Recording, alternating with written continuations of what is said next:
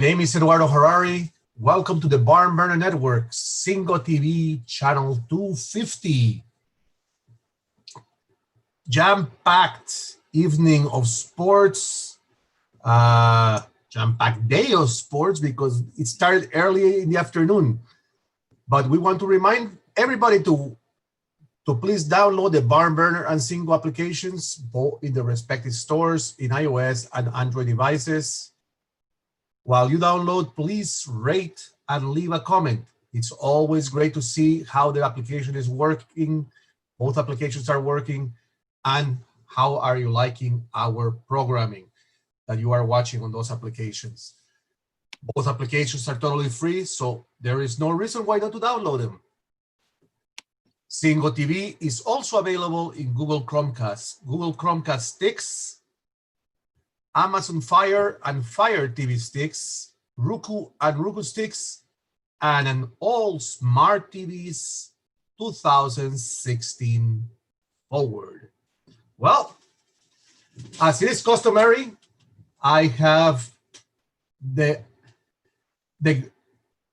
outstanding figure of Logan Lockhart, who never seems to amaze me and is in more shows than anyone can expect. He has the primetime spot of the sports wrap.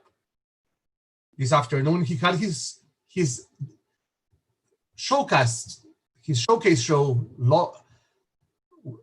at 4 p.m. And now he's here with me. Amazing. Logan, welcome. Welcome to the show. How have you been? It's been good. You know, we did a whole preview of the NHL at 4 o'clock. I got to say, it's nice to do those previews. We did the NBA last week. We did the MLB before that. And then today it was hockey day because, of course, the exhibition games have started. So it's good. You know, it's nice to talk about something happening on the ice. Of course, we almost have to remind ourselves the storylines that we've missed. Now, remember, ladies and gentlemen, you know, we shut down the season at a time when storylines were really heating up with, you know, your playoff positioning and what have you. But here we are now, almost skipping ahead. And the teams that were hot and the teams that were struggling then, it doesn't matter anymore. It's a new season. That's the way I look at it. And I was saying on the Sports Wrap today, I was saying, hey, Toronto Maple Leaf fans, I think you should be optimistic because the inconsistencies, they might not carry over. This is a fresh start. So I think there should be a lot of optimism for a lot of teams. Well, let's start looking at the NHL because it has been interesting afternoon, to say the least. Let's start with a game that really shocked me because I didn't expect the Carolina Hurricanes to be as savvy. Capitals, Hurricanes. Where do you see it, Logan?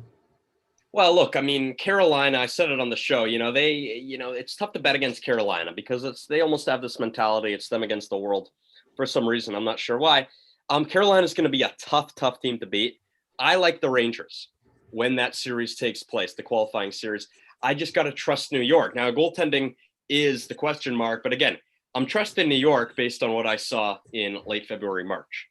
And to have an MVP candidate on your team, I think it's going to be huge under the circumstances that we're under. So Carolina, it's a tough way to start your exhibition when you're playing such a good team. But in a way, it's a blessing in disguise, because these are significant exhibition games. And if you can play it against a Washington or a Boston or what have you in the West with Colorado or St. Louis, I think that's a positive. So, despite their loss, again, exhibition, don't really look at wins and losses. I think you got to look at the team. They played Washington pretty well today. The next game in the afternoon was what I call a toss-up. I wouldn't say the Wild are the best of teams, but they put a hell of a fight against the Colorado Avalanche, who probably will be one of those tough contenders in that West Division. They will. They absolutely will. Again, another MVP candidate. I talked about Panarin. McKinnon's another in Colorado. Minnesota has goaltending problems right now because Dubnyk took a step back. You had Boudreau get fired behind the bench, and now Stalock in the crease. They're relying on him a little bit. So Minnesota, to me, is going to run into a little bit of trouble when they start the qualifying series against Vancouver.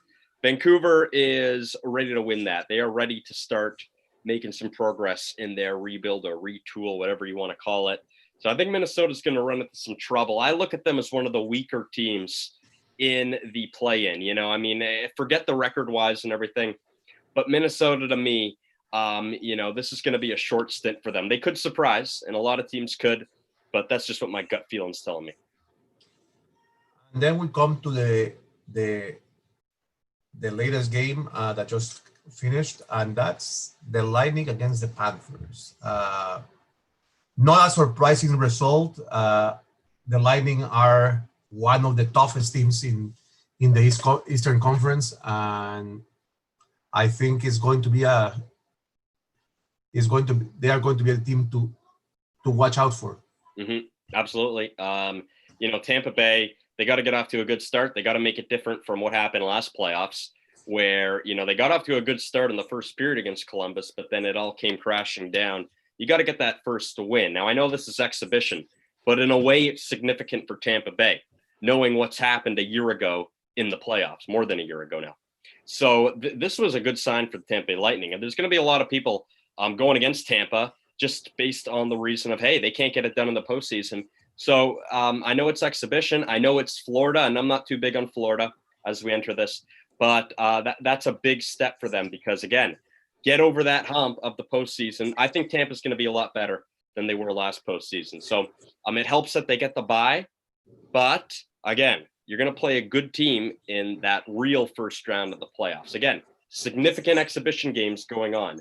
And for Tampa, it was definitely one of them. 5-0 over Florida. Huge for them. A game currently in progress. I am truly surprised because I would have thought a little bit more of the defending Stanley Cup champions, the St. Louis Blues. They are in a deficit of 2-0 in the second period against the Blackhawks. It just seems that the difference is just not there today. Well, you know, I think that we got to give a little credit to Chicago here because Chicago, despite what you may think of what's going on with the Blackhawks as of late in terms of them aging and in terms of the contracts that they have on their team, the point is that Washington can retool quickly. And we've seen them really pick it up in the second half of the year, which is why they're in this position now to actually be included in this. They were 6 points out of a playoff spot, but just like Montreal, you got to throw them in here. You know, Tyler Mulligan, who joined me on timeout today at 4:00, he said something very interesting. He said, hey, don't count Chicago out because Chicago's proven that in the playoffs, it's a whole nother game for them. And a guy like Patrick Kane can definitely be a difference maker. He can be a difference maker just like Draisaitl or McDavid can. Okay, and I know a lot of people, they're not going to like to hear that because, of course, those are the MVPs, candidates of the league in a sense. But that's how good Patrick Kane is, and that's how much credit Chicago should get. Am I taking them to beat Edmonton? I'm not. But I don't think we should be that surprised if we see some glimpse of flashes from the Blackhawks. Game just started. The Battle of the New Yorkers. Islanders, Rangers, still 0-0. I know the Rangers are probably the best team in that game, but with Lou at the helm of the Islanders, I don't know. He's always pulling something out of his hat. I like both these teams. I got to say, I like what both of them have done. I love how the Islanders have bought into Barry Trotz. No John Tavares, no problem. I love that about the Islanders. So, again, I like them to beat Florida for sure. The Rangers, and I've talked about the Rangers a lot over the last few weeks because I really like what the Rangers were doing pre-pandemic days. So I like the Rangers to also win their series. Battle in New York, yes. It's happening in Toronto. Isn't it weird, Eduardo, how things have changed in the sports world? The battle in New York is happening in Toronto right now. Well, you know, it was bound to happen someday. Uh, we always said that we hate New Yorkers, but it's good that we have some of our good friends playing here. Yep. How different it is. Well, there is no fans. There is nothing being yelled at them yet, but definitely it's a great battle. Last game of the evening tonight, it's going to be the battle of the West for supremacy in Canada.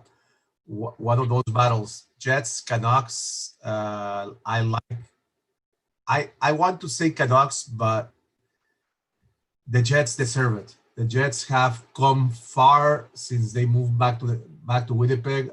They deserve every single victory they can get. Well, I think they're going to be in tough because I like Calgary in that series. And, you know, if Winnipeg's going to do anything, it's going to be because of Connor Hellebuck. That's it. He's going to be the guy. Goaltending, you know, it's important for every team in every series. But for Winnipeg, it's just escalated to another level. So I like Vancouver a lot. I think they actually can make some noise here. In general, I think if there's a surprise team, I don't know how much of a surprise it is, but a surprise team to really make some noise, it's Vancouver in the West. You have surprise goaltending from Markstrom. And not only is Markstrom playing well, but he's in a contract year. He's going to continue to play well, I anticipate. And you know what? Vancouver's come together. Their young guns have come together. They remind me of Toronto a couple years ago, but this time, Vancouver won't have to run into a Boston Bruins type of team. And that was the problem with the Leafs over the last 2 years. And Vancouver here, I just like what's going on. Someone asked me on this show in February around then, they said, who's the best team in Canada? And I said, right now, I think Vancouver is. They were playing the best at the time. And that was in late February. And of course, the season was shut down about 2 weeks later. So we're not that far removed from that. You know, I like Vancouver definitely against Minnesota, and Winnipeg and Calgary is going to be a good series. I think you got a bit of a toss up on your hands, but I think Calgary's going to bounce back from the disappointment of the playoffs last year. That's kind of what happens with Calgary now. It's 1 year on, 1 year off. I think this is going to be on for them. They got the better roster. So now that we dealt with the wonderful NHL, and we have, it's incredible to see how the players are adapting to their surroundings in Toronto, making the best out of this bubble, this hub. Yeah. We saw what the Leafs did with their floor. Yesterday, I kind of got a browse through some hidden cameras at the Royal York of how other teams are making their floors feel like home. And, you know, it's nice to see that although the players don't have the friendliness of their arenas, that they still are making Toronto their home as a whole. Yeah, you know, the bubble's the bubble, right? I mean, they're going to make their home, you know, try to make it feel like home. You know, I think the theme here and what you're getting at is that everyone's going to make the best of what we're given here. You know, I mean, that goes for everyone. TV networks, players, coaches, staff, media, right? We're included. Everyone's going to make the best of it. So, yeah, you know, the bubble's the bubble. It's good that they're getting comfortable. I like that. And maybe it means that we'll see better quality of play. If people are comfortable, if they feel at home, they'll give it all they got, and there won't be any sloppy hockey, hopefully. You still might see it. But I'm hoping that the players feel as comfortable as they can. So let's go from the ice to the court. And let's look at what is the NBA, because it has proven to have been an interesting story, to say the least. And it's interesting to see what's happening there. You know, stories coming out like LeBron James talking out about, you know, how uncomfortable the environment is. Yeah. It doesn't seem to be natural. Yeah. And for LeBron James not to make the best out of what he has been dished out is strange, because everywhere he goes, he's always happy. He's always has a smile on his face. The issue in the with the gentleman from the Clippers that decided to take a hiatus and go to a strip club. Yeah. On an absence. That's not proper. So, where do you think we go from here with the NBA? Are they going to allow their players to leave the bubble any longer, considering what just happened? No, I don't think they can. There would be way too much backlash if they started doing that. I think that we're still early in the process. There's going to be there's going to be drama. Of course there was going to be drama. But look, when you have a bunch of players isolated together for a long period of time, things are going to happen. Their stories are going to come out. It's funny how we just talked about the NHL and how everyone's becoming comfortable and, they're making their floor feel like home. And then we go to the NBA and we're hearing stories that are the opposite, and one from maybe one of the best players of all time.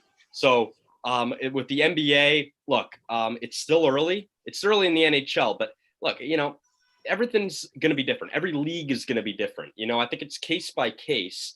But to answer your question, absolutely not. You're watching what happens in the MLB now and that whole situation. You can't have players start leaving the bubble. You're in Orlando, Florida as well, which is a hot spot. Yeah, you can't have players starting to leave in the bubble.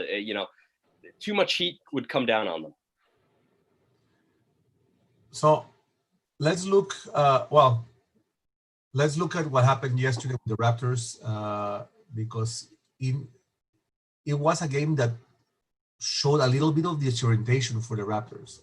They didn't perform as they were expected to perform against a team that they should have beat, theoretically. Mm-hmm. Yeah, well, again, the Raptors go 2-1, and I'm going to say, the wins and losses, I think, are secondary in preseason scrimmages, whatever you want to call it. I was looking at how Nick Nurse was using that Raptors lineup. He's going big. He's not playing small ball. And if that's the approach the Raptors are going to take, they're going to look very different from a lot of NBA teams, because the trend in the NBA is small ball, and the Raptors are going in a different direction. So that's what I was looking at. You lose to Phoenix. That's a bit of a downer, but what can you do? You're going to lose games, especially if they don't mean anything in terms of win-losses. I like how the Raptors get going right away, because they get the Lakers first. And after the Lakers, the schedule is more of the same in terms of level of difficulty. And the Raptors, before the suspension of the season, the Raptors were supposed to have a very tough schedule. So by playing the Lakers and by jumping into such a tough schedule, they are essentially picking up where they left off in their season.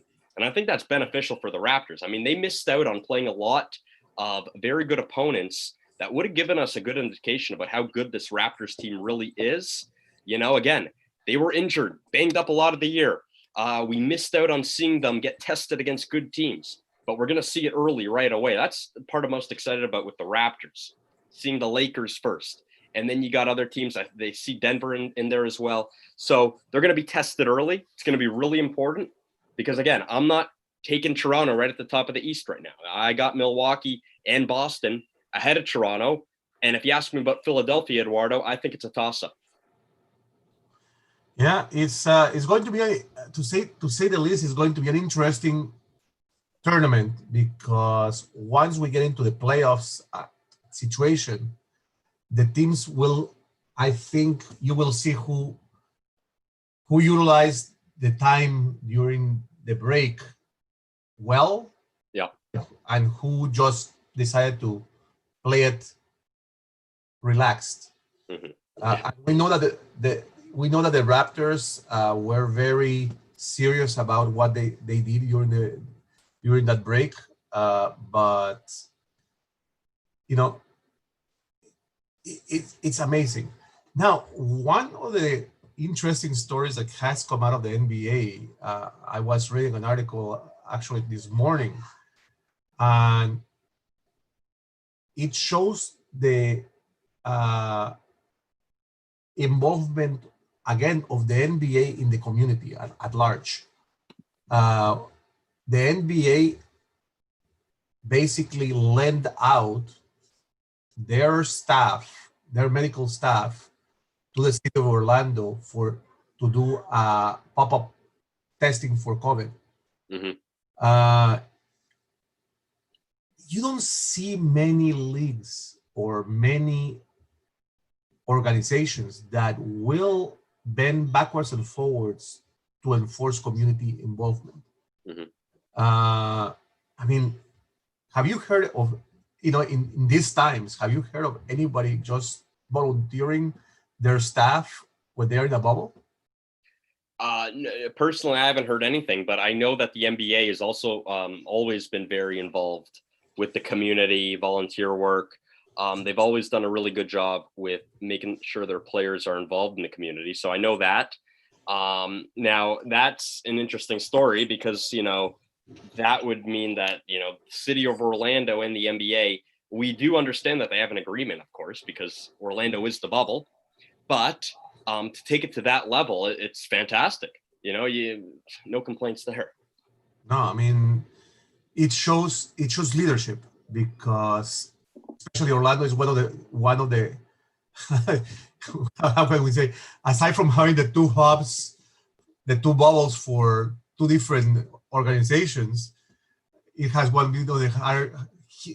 the hardest hit cities in the state of Florida. So, to put up a testing center so that families and the community can go and get tested and get results technically immediately, because that's how they do it. It's commendable. Mm-hmm. Absolutely. One of the other things that really has there's many stories that have come out of the bubble, especially of the NBA. One of the storylines, now people are saying, and I know it's only been 3 games or 4 games per team in this trajectory, but now the story coming out is they are trying to analyze LeBron James, Kawhi Leonard, and people. One of the stories that came out today by Scott Rafferty is Kawhi the best player in the NBA or just the best player in Orlando? I mean, if you put their careers side by side, I mean, you cannot take away what LeBron James has done in his career. I mean, the accolades are just a ton of accolades. But where do you see that? Well, look, first of all, LeBron's played a lot longer than Kawhi. And Kawhi, okay, let's be honest about Kawhi here. And I love him. He was drafted 15th overall in 2011. He was drafted as more of a role player. Now, I don't know how the Spurs really looked at him, but when you take him 15th overall, that's how we look at him. And he developed into a really fine player for Greg Popovich in San Antonio. Then people accuse him of, maybe not accusing him, but they call him a system player, which is an insult in sports. You hear it in football a lot too. But Kawhi Leonard wins Finals MVP in 2014. He is one of the best players in the league, two-way player, maybe the best two-way player in the league since then. And then he comes to Toronto and wins another Finals MVP. Okay, so that's what he's done. That's incredible. And he can do it. He can do it again this year. But LeBron James for a second. Okay, now when you talk about LeBron James, we're talking about something completely different, because now we're talking about, okay, who's better, Jordan or LeBron, right? It's not this stuff of who's better right now, contemporary in the league. I think you have a good debate on your hands when you're talking about who's better right now, LeBron or Kawhi. I think that's a good debate right now. If we're looking all time, Kawhi Leonard, to me, he just won't reach LeBron. That's going to be very difficult to do. LeBron James is top 10 in almost every category possible in basketball. And that is rare. Not many people have done that ever. Okay. And Yes. Is he short on championships compared to Michael Jordan? Absolutely. But he's been to a lot of finals. And now that he has Anthony Davis around, hey, maybe he's got the help that he needs to actually get over the hump. Um, if we're going to look all time, Eduardo, LeBron James will always be ahead of Kawhi Leonard. But I will say this, if Kawhi Leonard wins a third finals MVP, that would be incredible. He's placing himself already on the border of really, really privileged, a group of people right now and players that have done what he's done. If he wins 3, that's huge. If he wins 3, he's got the same amount of championships as LeBron. So this is a big, big year for both the Lakers and Clippers, of course. This is the story of the bubble. It's Lakers, Clippers, maybe a little Zion Williamson, but it's Lakers, Clippers. Now, let's look forward. Tomorrow evening, 9 o'clock in the evening, the two powerhouses will meet. Mm-hmm. The Lakers and Clippers are going to face each other. Lakers have, if we can compare it, they have the lead right now, 49-14 against 44-20.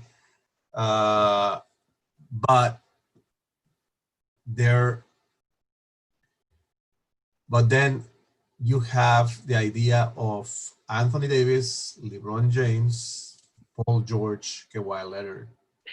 If you look at those two tandems, where do you go?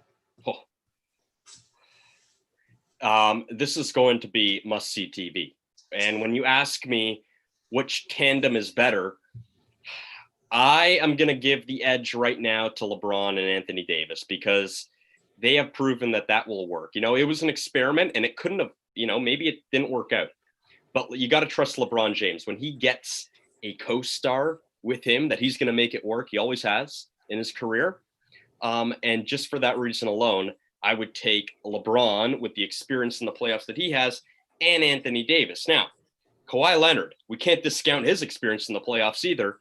But this is how good LeBron James is, Eduardo. His experience, despite Kawhi Leonard's being unbelievable, LeBron James triples it. Okay, so I'm taking that tandem as a team overall. The Clippers have better depth. They're going to defend better. And if you're asking me who's going to defend better out of those tandems, it's a no-brainer, Paul George and Kawhi Leonard, obviously. But overall, both sides of the court, give me the Lakers here. And the Lakers are going to be hurting a bit because of the Rondo injury, the Avery Bradley opt-out. So LeBron James, what you expect to see tomorrow, he's going to run the show. Okay? I'm not even sure Anthony Davis is playing tomorrow. Actually, he got poked in the eye in one of the scrimmage games. So that's going to hurt them as well. I'm a little surprised the NBA went with this so early, this game, because obviously this is the marquee matchup. I was thinking maybe they save it towards the end because the first game was going to get big ratings anyway. So I'm a little curious by that decision, but here it is. Tomorrow's the opening night of the NBA, and Eduardo, you hit it on the money. It's the battle of the tandems, and whichever tandem's better might go on to win this championship. Definitely go to the finals out of the West. So now we face, for the Raptors, first matchup they will face their nemesis, LeBron James, again. Whether AD will be back by then, that's a different story. But we know that whenever the Raptors meet LeBron James, it means disaster for the Raptors. It has been that trajectory. Well, let's say that this season it changed when Toronto went out west, and their first matchup against the Lakers was a successful one. But is this LeBron preparing for playoffs? Where do we... Look, the thing about LeBron is that he has clearly, on some occasions, kind of glided in the early parts of the season, but once the playoffs come really close, he turns it up. And that's what you're referring to. So this might be the start of it. But I got to say, I think it's a new era overall. The whole history of LeBron and the Raptors, Look, that was in a previous era. That was the DeRozan, Lowry years, the pre-championship years. That was when LeBron's in Cleveland and he needs to bring a championship to Cleveland, needs to take down Golden State. This is a new era now. LeBron's a little older. He had a bit of a step back year last year. And I think he's just focused on the Lakers and making sure that they can go the distance and beat the Clippers. The Raptors are in a different position. For them, they need to turn it up before the playoffs. Absolutely. If any team needs to really turn it up, it's them. I trust that the Lakers will be able to do it kind of under some short notice, and LeBron can kind of get together last minute. But the Raptors, with the tough schedule they have to conclude this regular season and leading into the playoffs, the Raptors are the team. They have to turn it up right away. So now we'll look forth, because there is a lot of decisions that the Toronto Raptors will have to take past this tournament. Mm-hmm. We know for a fact that Fred VanVleet, Marc Gasol, Ibaka, Hollis Jefferson, and Boucher are free agents. So now it's time for for Masai Ujiri to really focus with his team as to where they want to guide this. Do you think it's a good time right now, although they are in a bubble, to try to negotiate with some of those guys to see, so they don't have to go to the summer with a eerie feeling? There is not going to be an off season technically. The NBA already announced. Yeah, well, you're right. There's going to be a really short amount of time. Look, I have to say this, and for any Raptors fan listening, you should have full trust in this management group, no matter what you see about contracts and this expiring and this player leaving. You should trust this organization right now, because they've almost become a gold standard. I mean, they're approaching Spurs territory. Not as much success, but still, that's how good this management group has been with the Raptors. Do I think they should negotiate contracts right now? I don't know if it's the time. I understand that, that you're going to have a really short turnaround after this all concludes. But look, this is difficult. You're in a bubble. You need players to be really focused, laser focused more than ever. To bring up contracts, I think would be a little risky. I don't know if Masai Ujiri would do that, but it depends on who he wants to keep. Okay, now, there's going to be players leaving, I think, anyway, though, because I think that Masai Ujiri might have a plan. If he wants to retool this group, I think he will be able to. That's how good of an executive he is. He might be able to turn this around, despite if this team loses a lot of players. So at the end of the day, look, Eduardo, the Raptors won their championship. Okay, and now we expect there to be some turnover afterwards. We haven't really seen it yet, other than Kawhi Leonard.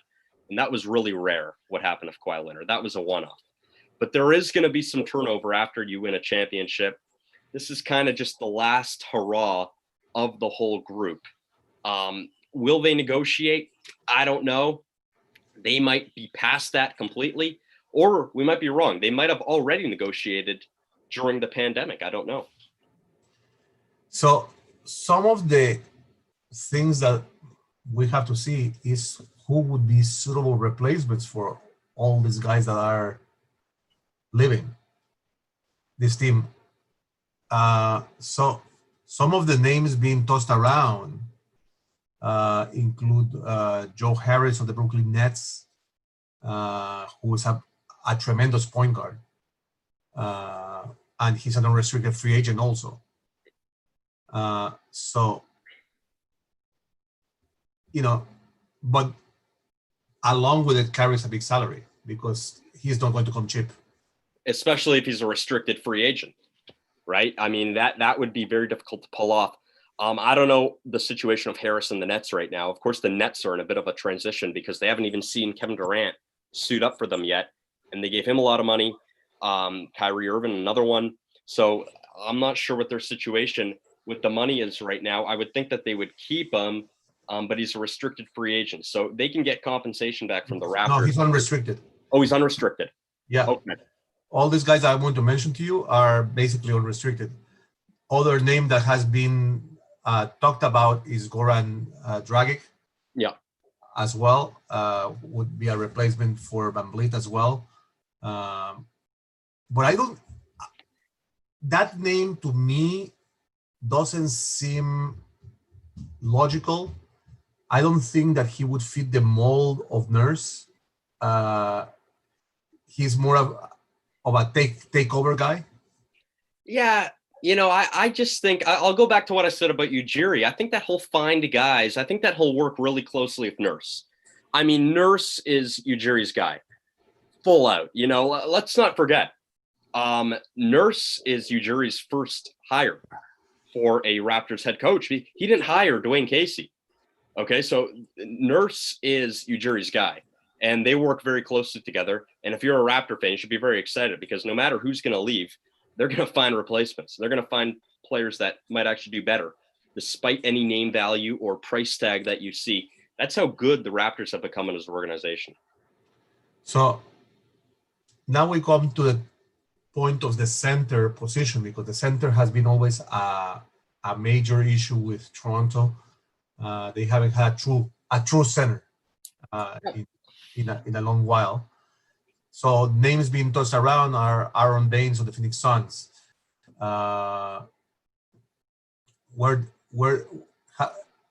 me, Aaron Baines is he's a great center, but I think he's not to me, he doesn't fit the mold. Again,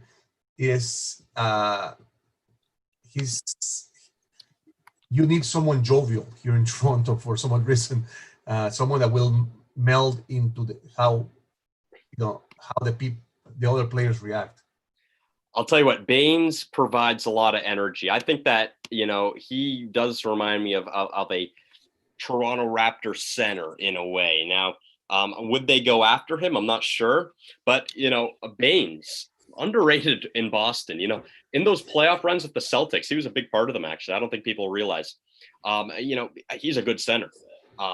Phoenix is happy with him. But the problem is, again, I'm not sure that Ujiri is going to go out and just spend money and give out big contracts to average talent.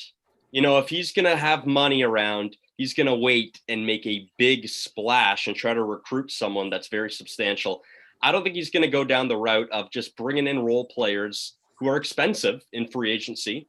They don't come cheap, no matter who it is. I don't think Ujiri would go down that route.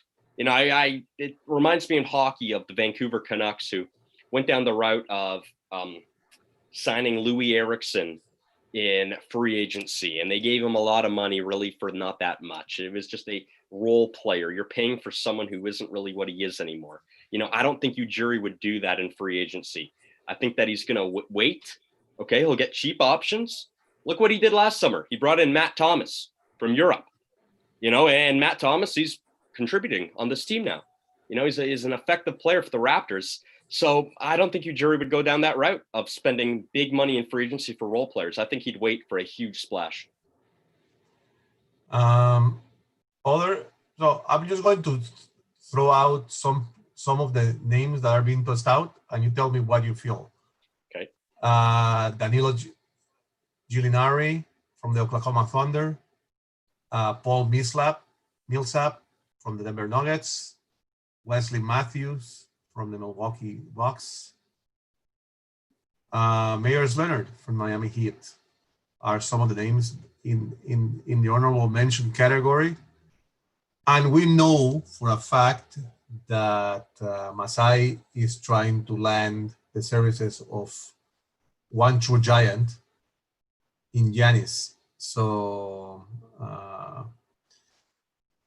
it's an interesting off-season for Masai, I think, and his team, trying to see how they are going to fill this team. I would hate to see some of the kids leave because they have proven to be great role players in this team. Whether they, and they just started their careers here. and I'm talking about Boucher and Hollis Jefferson, that have proven that when they are needed, they have always been there. Yeah, Hollis Jefferson, he's like a good role player. He was the guy that they brought in from free agency. I can see him making moves like that at that price range. Like you mentioned, some of the names. Millsap would be expensive. Gallinari, who can provide a lot of shooting for a team, he would be expensive. So there are names that you're mentioning. Wesley Matthews, another who has been overpaid big time in this league before. You know, again, I can see Masai making a move like Hollis Jefferson at that kind of range to bring in some depth. But again, we have to understand that this is going to be Pascal Siakam's team very shortly, officially. And that's who Masai is going to build around. Can he make another big splash? Absolutely. Because look, he pulled off the trades of all trades. When you trade your franchise player for a injured, expiring contract, Kawhi Leonard, okay, you made the trade of all trades. That, yeah, people realize in history how significant of a trade that is. Of course it is. They won a championship because of it. But again, this is who we're dealing with here, this kind of executive. So anything is on the table with Masai Ujiri. I just don't see him spending money on a free agent like Millsap or Gallinari. These guys aren't young either, Wesley Matthews as well. So I would think that if anything, he goes down the route of kind of a Hollis Jefferson kind of player in free agency, give him that kind of money. And then if he can get his chance of Giannis Antetokounmpo, he's absolutely going to go for it. Are the Raptors going to get him? I don't know. But at least they're going to make an effort. I think we do know that. The other player that has been a staple, although he hasn't been as productive as the Raptors had hoped to, he would have been, is Serge Ibaka. He has played multiple roles with the Raptors, but he has just not done the job that he was brought here to do. Well, he was a little past his, I would say, best years in the league. I mean, even, in Oklahoma City, he was fantastic. And let's not forget, he was traded for Victor Oladipo, right, for Orlando. So Ibaka spent the year in Orlando, and then he was traded to Toronto for Terrence Ross. He was kind of past it at that point. I don't think the Raptors expected him to be Oklahoma City Ibaka when he was a little younger. But, you know, he has been a handy player. He has fitted in different roles. That's all you can really ask for. He's a really good role player, I guess. But he's getting older as well, too. You know, I mean, he's not the Serge Ibaka that was dominant defensively. If you remember in that finals against even on that playoff run when they met Miami and LeBron won his first title, that's when Oklahoma City really broke out. Ibaka was a big part of that. He was right in there with the mix, you know. He was the best role player possible for Westbrook and Durant and Harden. You know, he was right there, dominant defensively. He's not that player anymore. I don't think we can expect that, but he's still handy. So from the courts, now we'll go to the other side of the field in Orlando. We'll go to the MLS and talk a little bit about what will come up tomorrow, Friday and Saturday, because it's going to be a huge sports weekend here in Orlando for the MLS. So let's start looking at trying to analyze what will be Philadelphia against Sporting Kansas City. That's the first game on Thursday at 8 p.m. Sporting Kansas City to me is one of those teams that when they arrive in a good attitude, they perform. Mm-hmm. And otherwise they are vulnerable all the way through. Mm-hmm. In the other side, the Philadelphia Union have proven this year that they are in this tournament that they are a fighting machine. Mm-hmm. Where do you see this? Well, I remember you said last week that you were very surprised by Philadelphia and what they've done. It just might be their year in a way, Philadelphia. Yeah, give me Philadelphia for sure. Sporting Kansas City just got by Vancouver. And, I think Philadelphia is the favorite here anyways, just based on performance through the tournament already. So give me Philadelphia. Now we'll go to an interesting match because you have the local team, Orlando City Soccer Club, against the team from the West, completely out west, in this Los Angeles Football Club. And although I like LA because of what they have built as of recent, I still say, and let's put it this way, LA is the local club for this game. They're a team. They're the home team. Yeah. In Orlando. So it's going to be a battle. 2020. That's how it is now, I guess. No, Orlando, it's been a good run for them, But the thing about LAFC is that, let's not forget, though, this was a team that maybe should have even been in the finals against Toronto FC last year. That's how good they are. They do have the better roster.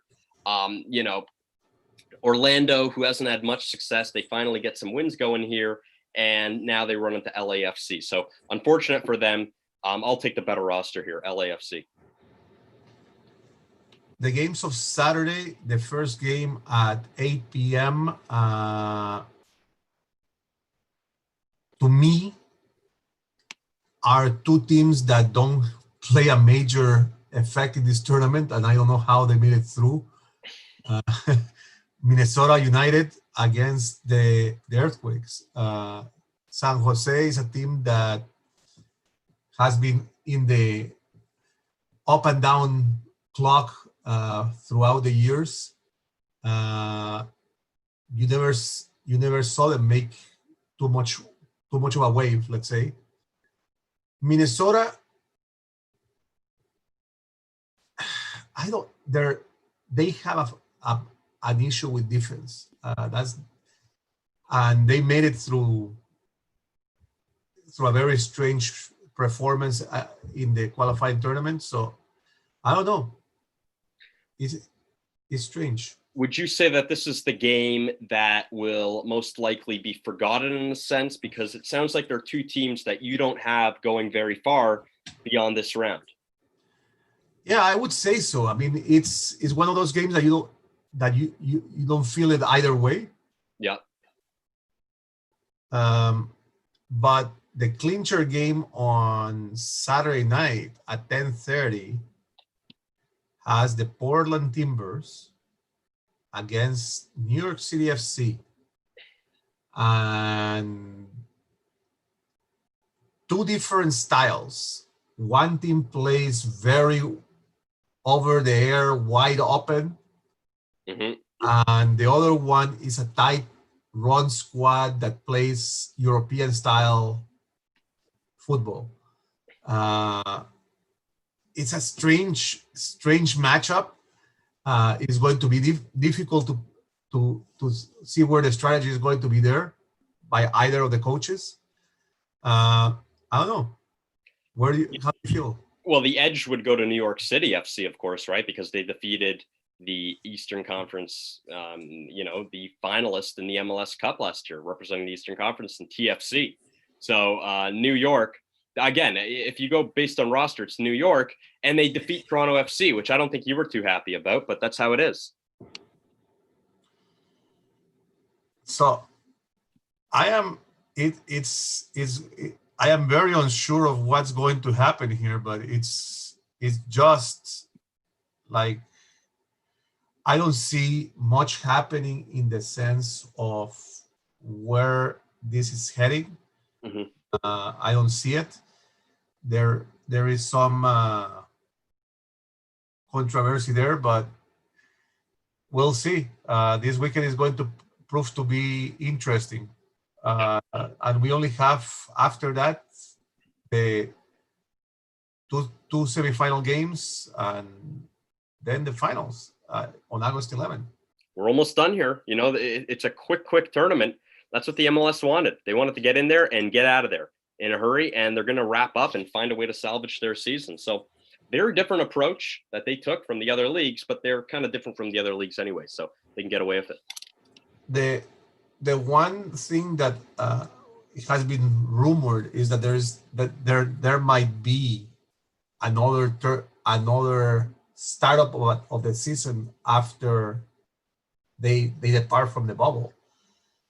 Do you think they will have time to start if there's a second wave coming through? No, I mean, you're playing with fire if you're going to start up a season. I mean, you should be fortunate that the tournament ended without, you know, I know there were issues at the beginning. You had two teams out of it, Dallas and Nashville. But if you start a new season, a second season here, you're playing with fire because we're all anticipating the potential of a second wave. Okay, so I think all these leagues are just trying to finish this. Let's get this going, and then we'll finish it and regroup. Okay, the MLS will have time to regroup. I don't think they'll announce anything right away. If I'm the MLS, I'm waiting until late February, March, starting your season. You know, normally, I don't know why you would mess with any scheduling. You're getting lucky. You're about to finish your tournament here. You're going to get out of the bubble and it's all over. Period. End of story. Right. And then you start in late February again. I'd be interested in what John Nelson would say about that. To me, I don't see it. I don't see it as a realistic possibility or even one that makes a lot of sense. But, you know, John Nelson might have an opinion on it. For sure. So let's drift from the MLS and go to the one horseman in the MLB, because the MLB has been, I think, the hardest hit by this pandemic, that we don't know where it's going to end, because it's not what happened to the team, to the Florida Marlins, to the Miami, you know, it's not normal. Now, as a result of it, we have a situation with the Blue Jays that is not conceivable. I am still trying to figure out, and I understand that there is an issue with Philadelphia, that they want to give it more time to do the cleaning or whatever they want to do. Yep. But now they might be facing a situation in Philadelphia that they don't want to get to. What they have moved the game from Friday to Saturday, to a doubleheader on Saturday. Mm-hmm. I don't wish them bad. I don't, you know, I want to see those two games happen. Yep. But we know how the weather in our wonderful Eastern Seaboard works. Mm-hmm. It's unpredictable. What happens if there's a rainout for Sunday? Well, look, I mean, you have a situation at where 10 o'clock in the morning. The Phillies have tested negative. Right?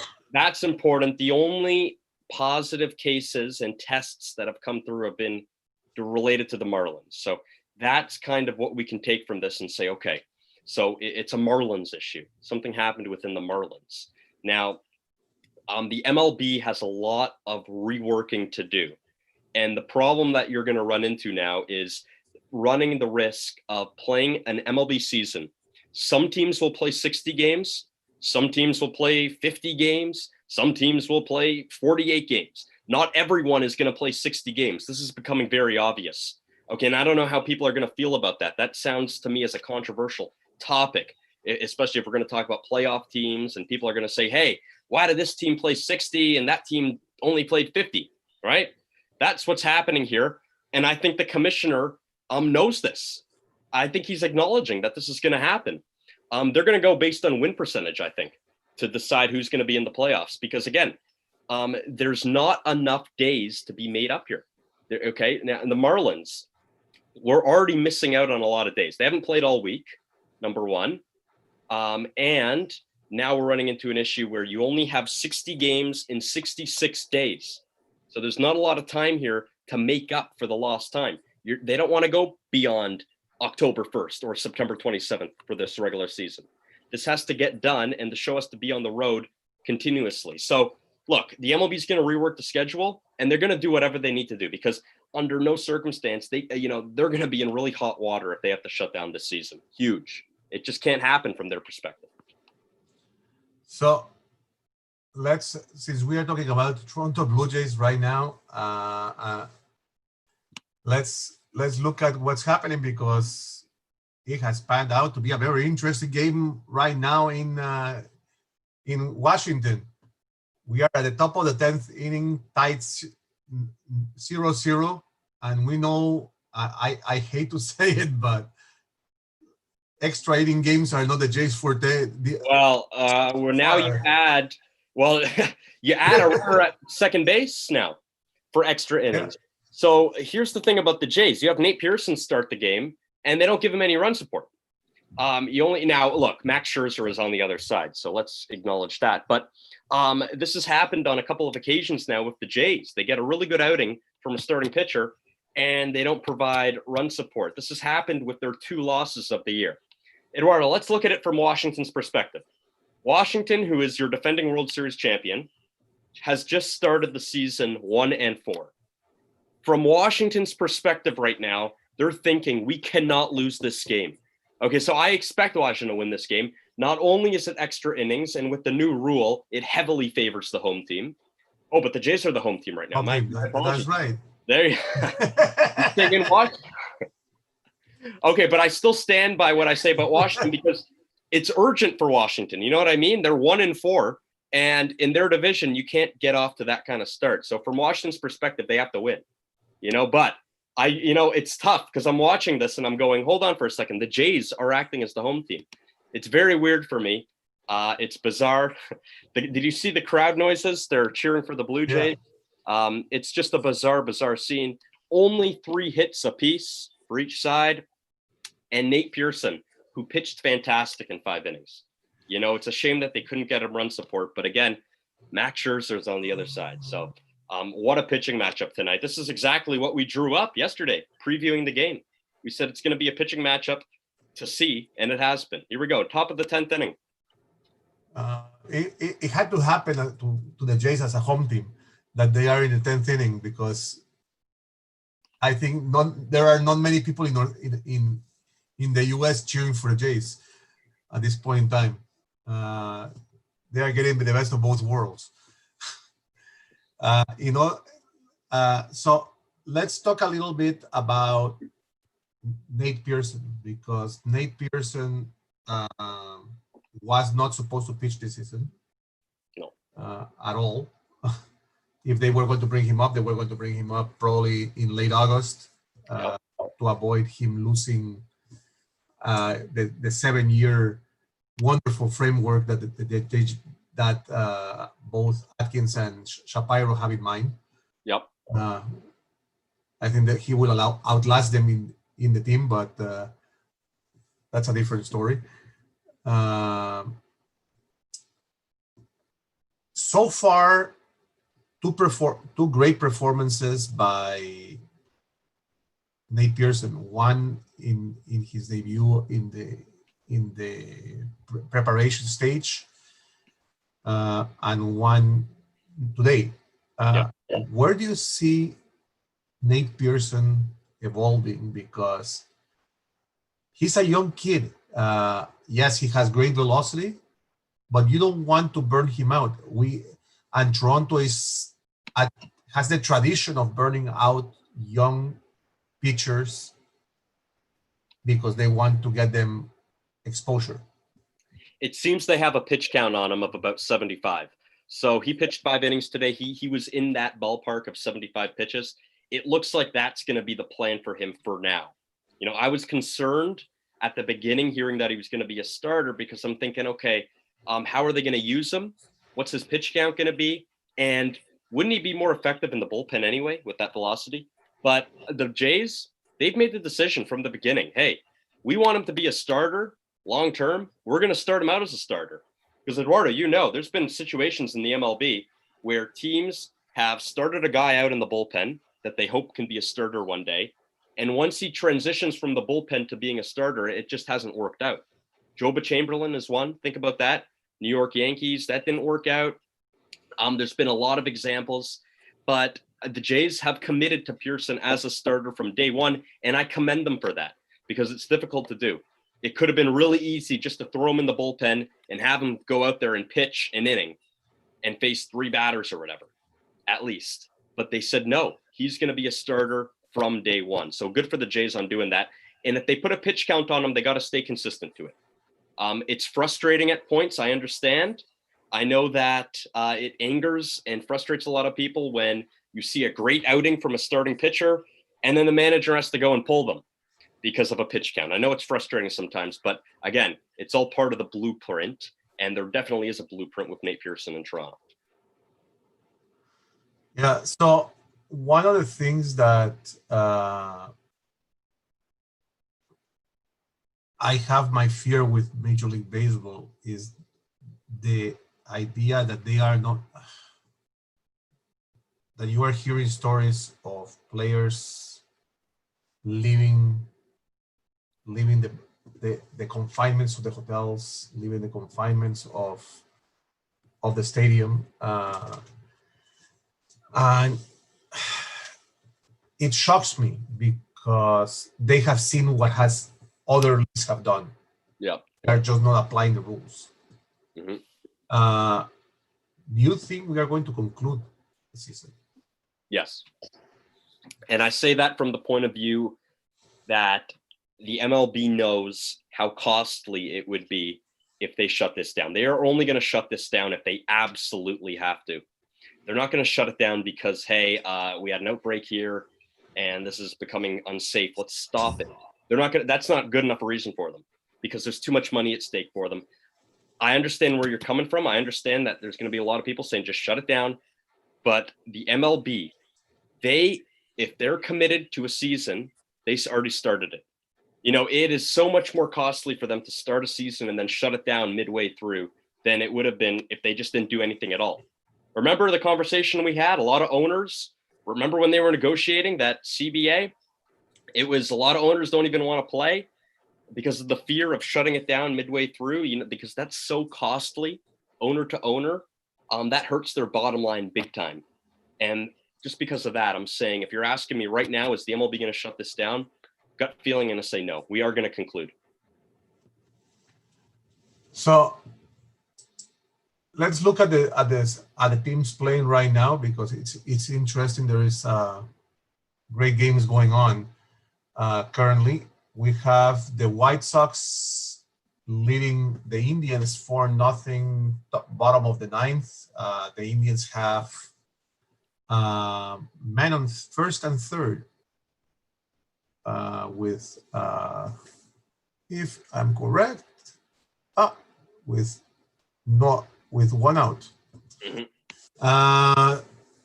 Colon against Zimmer.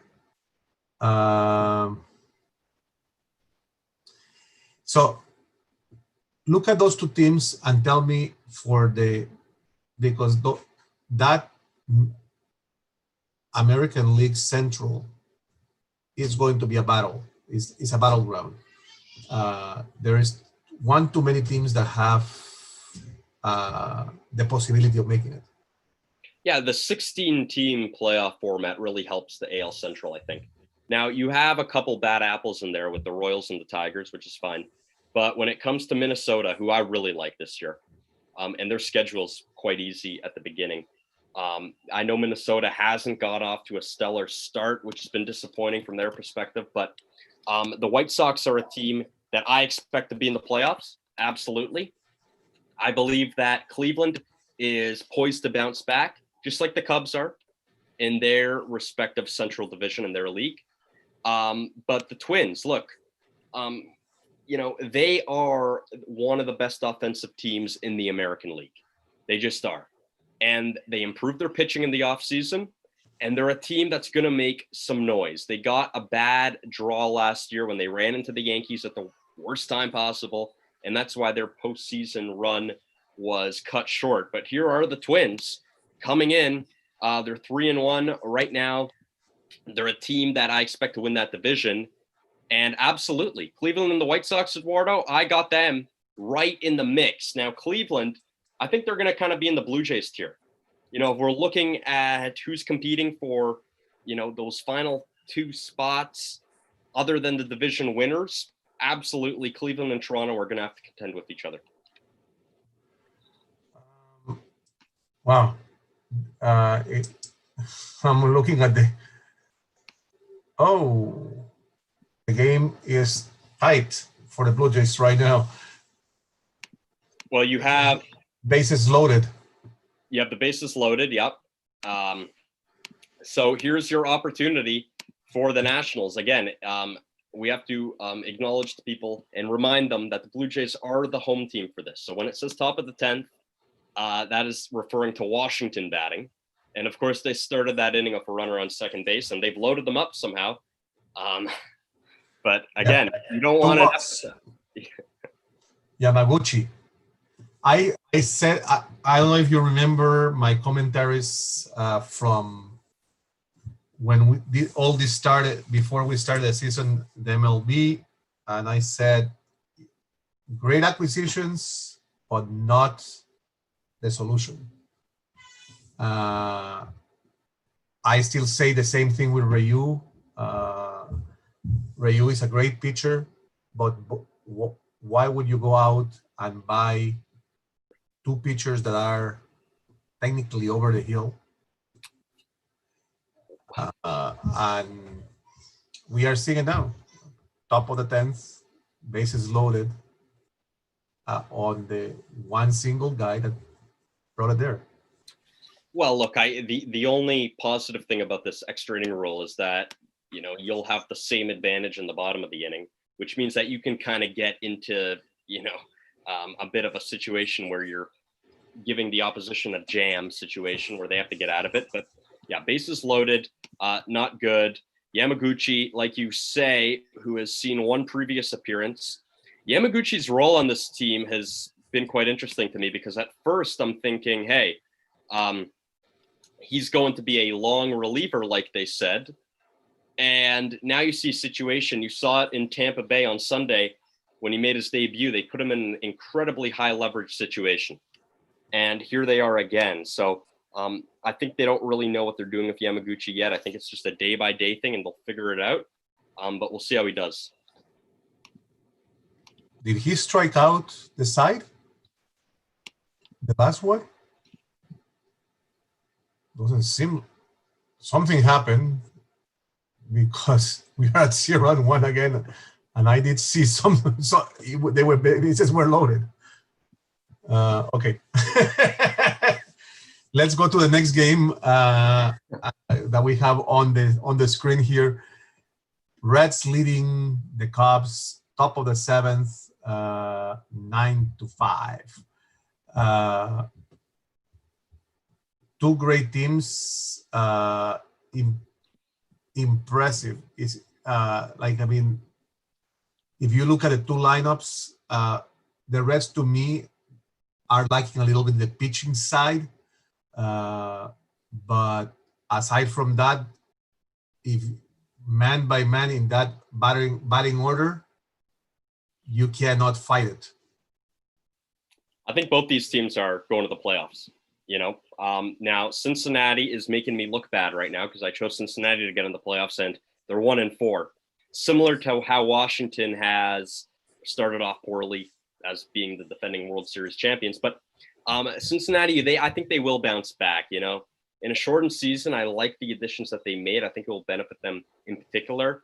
But again, you talk about the AL Central and how we can see three teams from there make the playoffs.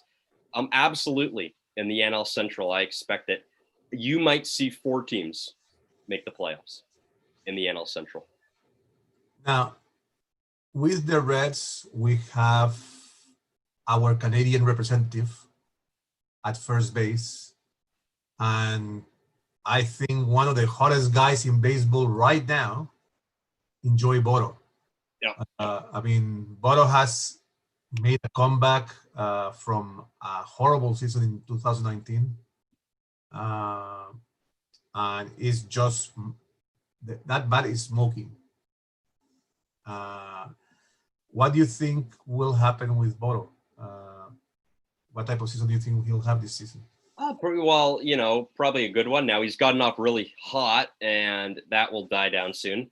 So we'll see how long he can keep this going. Again, we talked about this before the season started. It's only 60 games. So if you're hitting really good early, you might end up looking really good no matter what you do, in the last 10, 15 games or so. So, Votto's gotten off to a good start. Unfortunately, it hasn't resulted into any wins for his team. They're 1-4. They are winning right now 9-5, as you say, against the Cubs, against their division rival. But, they are going to need to start putting some wins on the board if you're Cincinnati. Votto's not the only guy there anymore. They need other guys to perform, and it's nice that Votto is kind of making a comeback here and, hitting like his old MVP self. But it's not good enough just to have him anymore if you're Cincinnati. You made acquisitions, you need them to perform. Let's update the game for the Jays. Unbelievable. I have never seen that happen. Bases loaded, 2 outs now. And Yamaguchi, it seems to be getting out of that trouble that he put himself into. Yeah, bases loaded, 2 outs. Again, the thing about this rule, Eduardo, is that you can find yourself in a jam within about 10 seconds. Because if you have someone at bat who has a really good bunt and lays down a really good bunt and actually makes it safe the first, and then your pitcher is off at the start and you walk a guy, now the bases are loaded with no out. So you can find yourself in a jam very quickly. I know that some people find this rule exciting. I'm not really for it. I hope that this is a one-off 60-game season. That's it. Okay, fine. We tried it out. I hope this is the end of it. This is definitely not part of baseball. I'm sorry. You lose the excitement of the game. Definitely. Yeah, I mean, look, you know what? You're right, because it takes out excitement when you know that they started off with a runner at second base and now we have the bases loaded. If they had that organically, without a runner at second base, that would have really been exciting, right? But because they were kind of handed a guy at second base, it kind of takes, the excitement away. That's my perspective. I'm kind of playing devil's advocate. No, I don't like it either. And it puts the pitcher that comes into that 10th inning in a major jam because you already know that you are at a disadvantage. Absolutely. That's why Yamaguchi ended up with 2 walks to start the game, the inning, and you had bases loaded. And just an update, Washington has scored, so it's 1-0 the Nationals. Damn. So there we go. Well, again, the Blue Jays are going to have the same opportunity in the bottom of the 10th. They're going to start the inning with a runner on second base, and again, it depends on who's coming out of the game bullpen-wise. This is what the strategy is now. You are going to blow your bullpen in the 10th inning, technically. Yeah. Managers have to deal with so much now. It's such a different season for them, too. So let's go to the next exciting game. Brewers leading the Pirates in the bottom of the 7th. Pirates at home. The Pirates, to me, after the offseason, looked like they were going to perform. And for some odd reason, it's just back to the old standard with the Pirates. And I don't know, it's just doesn't seem natural. They're stuck in a really tough division right now. I said it about 5 minutes ago. I said I can see 4 playoff teams coming out of the NL Central. St. Louis, Cubs, Reds, Milwaukee. Milwaukee's a really good team, and they're playing Milwaukee right now. They're down 3-0. That's the thing of the Pirates. They're in a tough division. I think the Brewers' advantage, and aside from the acquisition of Yelich, which kind of helps a little bit. But I think that the Brewers have a phenomenal manager that understands the game perfectly and can make those, that has that strategy for the for National League. Although it doesn't apply this year because they are playing with the designated hitter now. Yeah, you know, I enjoy the separation between the two leagues, but I also understand that things are changing. So, you know, that was inevitable. That's going to happen. They're going to carry on with that beyond the 60-game season, I believe. I think, you know, the universal DH will be permanent before we know it.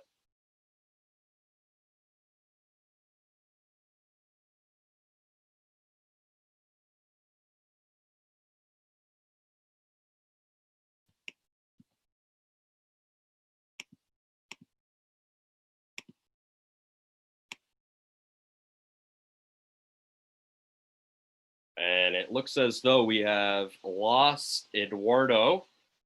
Eduardo? Yes. There you are. Okay. Oh, no, what happened? No idea what happened. But let's go back again. Zoom had their difficulties today. All right. Because it wasn't my connection, it wasn't your connection. So it had to be somebody else's. Yeah, it's not ours.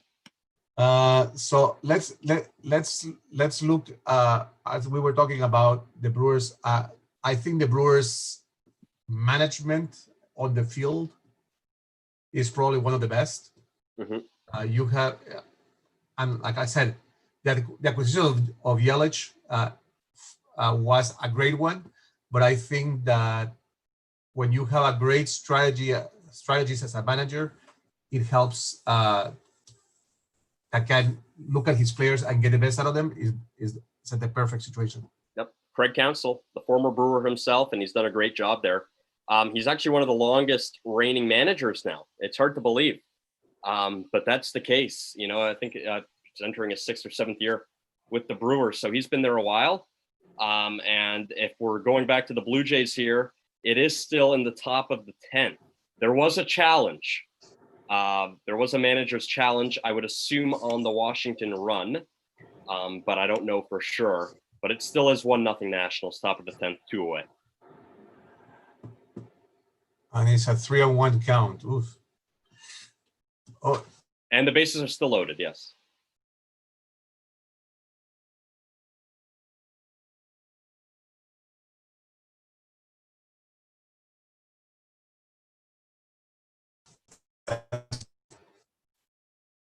Yes. So let's look at now at the game between the Rays and the Braves. Interesting game. To me, I am kind of surprised because the Braves always had the Rays number in the past, but we know that they will have the addition of gentleman by the name of Nick Markakis starting as of tomorrow. So he decided to come back. It's a great story. I don't want to put suppositions there, but I think it had a lot to do with his wife. I'm probably saying the paycheck just got a lot shorter, and I like the other one because you know, you don't go from saying I am bowing out, and then all of a sudden you come back because you think that you made the wrong decision. No, I remember we were talking about the Braves on Saturday, and you weren't as high on the Braves necessarily. You're thinking, hey, maybe they might be disappointing this year. I think the Braves have the best roster in that division, absolutely. I expect them to win it. Now, they have gotten roughed up a bit by the Rays here so far when that series has started, which is bad news if you're a Toronto Blue Jays fan, because you don't want to see the Rays continuing to win after taking that series in heartbreaking fashion against the Blue Jays. But, you know, we're going to see some matchups like this, Eduardo. You know, we're going to see Nationals Blue Jays. We're going to see these interleague games, Braves Rays. get used to it, because we're going to see a lot of it. So let's recap the Blue Jays game going on 4-0, bottom of the 10th inning. And at bat will be for Toronto, Rowdy Teles, who's running in second base. So far, hasn't been announced yet. So it would be, if my lineup card is correct, if Teles is batting, then he would be Vladimir Guerrero Jr. at second base. And I would think that Charlie Montoyo, just like he did on Sunday, would use a pinch runner, which seems like that's the approach he's going to take. He's going to use a pinch runner in that situation. Yeah. It's crazy. I mean, I knew that there was going to be trouble in that in that inning, but everything that I thought was correct. Look, I mean, the Nationals got a great start from Scherzer, and that's the kind of games that they're going to win. It's unfortunate that the Jays couldn't hand Pearson run support in his debut, because let's not undercut what Pearson did tonight.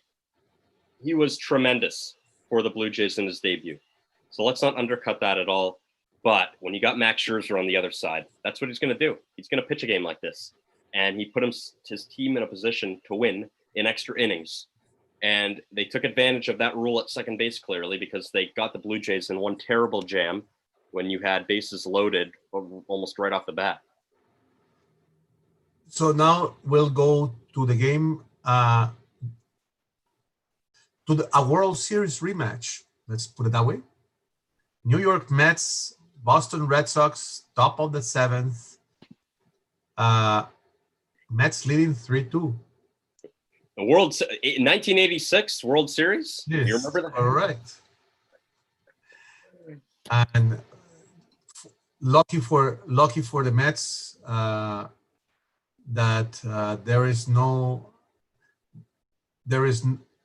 that they actually don't have a Bill Buckner there. I knew you were going to say that. I knew you were. Every time you mention that 86 World Series, that's obviously the first thing that comes up. Poor Bill. But no, the Red Sox have gone off to a brutal start here. And I know there's a lot of people have told me in particular too, they think the Red Sox won't be too good. And I still believe that the Red Sox will be competitive in some way. They're going to be in that Blue Jays tier. But again, it's pitching. It's all about pitching, and the Red Sox are depleted right now. Okay, the lineup's still good, but you need pitching in a 60-game season. Right now, they got almost none of it. Oh, for sure. So we now have the next game, which was Battleground ×2. LA Dodgers against the Houston Astros. 1-1 tie, bottom of the 6th. Man, what can we say? Astros making a little heads-up move today. They acquire Vasquez from the Orioles. I guess that's their idea of trying to counteract the loss of Justin Verlander, but I don't think that's a solution there, but that's just my opinion. Look, two competitive teams. I don't think there's going to be a lot of that nonsense. We'll see maybe near the end of the game when it comes to, hitting batters and whatnot. But these are two competitive teams. And there's not a lot of time in a 60-game season to fool around with that, right? And hitting batters and throwing balls wild. They're 1-1 in the 6th, and it's a competitive game. That's it, I think we might have seen the end of that. Now, I could be wrong. We could see fireworks at any time, but there's no Joe Kelly, 8-game suspension. And that's what I wanted to touch with you. What do you think about that suspension? Because to me, I think it's a little bit exaggerated, considering that we are playing a 60-game season. Yeah. They clearly didn't take that into account, because if you did, then if you multiplied 8 by 3, it's like, it's 24-game suspension, right? maybe a little. It's like a 20-game suspension in a regular season, 162 games. So yeah, it was a little excessive. But again, Joe Kelly's had a history of this before. He actually started a Yankee Red Sox brawl a couple years ago, and they also cited his taunting to Correa as one of the reasons they suspended him. So there was a lot of different things happening with Kelly and in their decision to suspend him. Now, for the Astros, they are lucky that they are not playing the Yankees this season because one Aroldis Chapman said that, watch out what I'm going to do to them. But I think that there is a lot of teams in the majors that will face the Astros that want to go after them. I mean, the Dodgers are not the only ones. Mm-hmm. And Major League Baseball knew this from day one. My opinion with regards to suspension, are they trying to say to the Astros, "Oh, we'll protect you"? I feel like it's a protection mechanism. Now you don't have you have to face the Dodgers again, and you won't see this picture for a while. Yep. Look, if you want discipline towards the players, then I think that ship sailed, right? I mean, the MLB missed their chance. They decided they're going to punish AJ Hinch, who's out of the league now. Cora's out of the league. Beltran's out of the league. The GM of the Astros out of the league. And the $5 million fine, they didn't come under any players because then they almost might have had to suspend the whole team, and the MLB was never going to do that. So I think the MLB's past the whole sign stealing scandal. I think they're almost going to try to ignore it, but that's difficult to do. It really is. And then we go to, as we talked in the Central, American League Central, the game that has no importance. The Detroit Tigers against the Kansas City Royals. They are in the top of the seventh, in the bottom of the seventh, actually. But it's interesting. Two teams that basically this season probably they can kind of call it a rebuild season. Yeah, absolutely. Seeing what they have in their minor league systems, testing out their players. But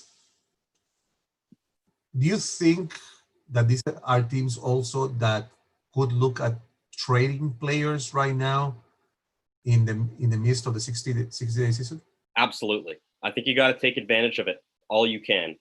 Even in a 60-game season, you might even get more value for guys just because there's going to be teams that are that urgent and that desperate. So I think the Tigers and the Royals will take advantage of the trade market 100%. So now we go to the top of the sixth inning, New York against the Orioles. Garrett Cole making his second appearance as a starting pitcher for the New York Yankees.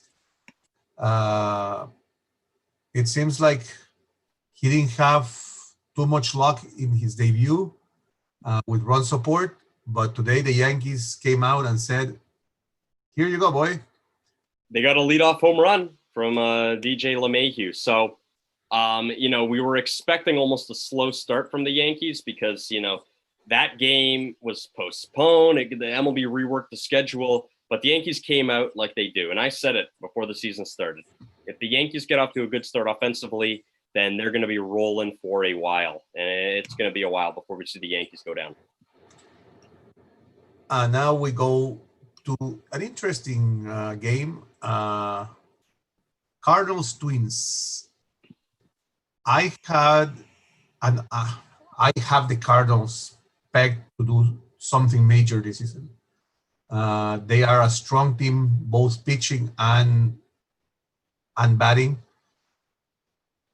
But I don't know. It's just see what hasn't panned out yet so far. I like the Cardinals. The Cardinals are a team that I believe will absolutely be in the conversation as we go down the stretch here. Again, those four teams in the NL Central, Cardinals, Cubs, Brewers, Reds, those are the teams that are going to be competing. It's my favorite division to watch right now for sure. Now we go to the games that have already concluded. D-backs Rangers, Texas beating the D-backs 7-4. Big victory for Jose Hernandez. Now,